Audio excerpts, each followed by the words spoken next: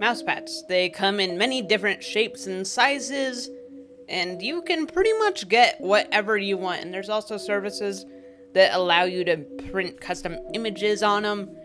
They are probably the most customizable thing to your desk pad that's a hard object, not like a wallpaper or something. But if you're like me, for a long time you had a typical small mouse pad that you would see on a desk at an office or something, like a work mouse pad. I actually had a slightly bigger one by Corsair.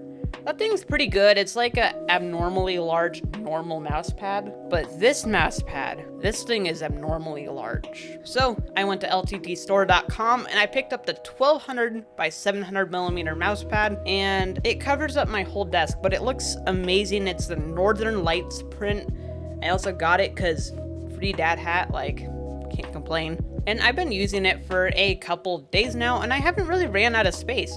On my smaller mouse pad, I use the Razer Mamba Wireless at about 1200 DPI, and I would run out of space. And now I'm on this massive mouse pad, and I play at 800 DPI, and I don't run out of space at all. If I did that on my other mouse pad, I'd be picking this thing up everywhere I went. There would be no way I could easily, what's the word I'm looking for? Just play games, because I would have to pick up the mouse so much that you die in that 3 seconds the mouse is in the air not doing anything. So obviously the biggest pro to having a massive mouse pad is the size. You're not going to run out of mouse pad space. That's a no-brainer. Now that's also the biggest con to a big mouse pad is the size.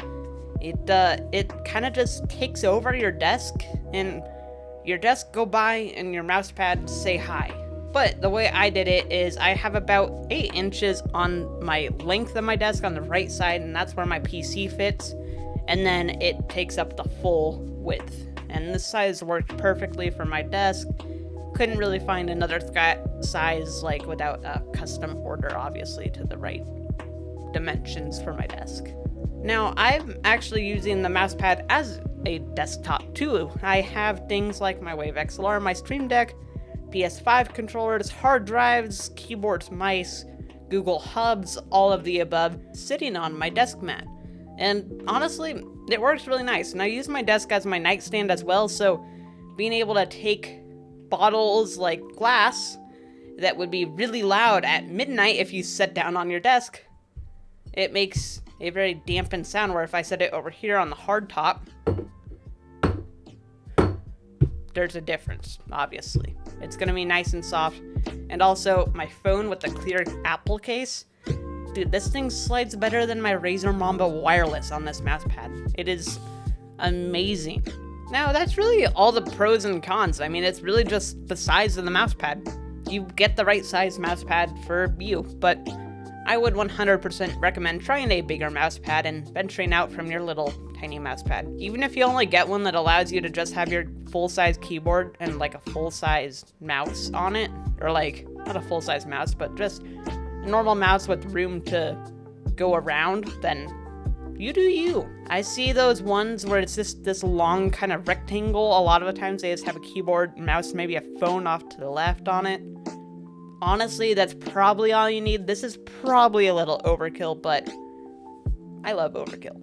Anyways, that's going to be it for this video. I tried to make it a little shorter. We are 6 minutes into the recording. I'm going to try and keep the videos down to a short video, since the last one was 20 minutes long.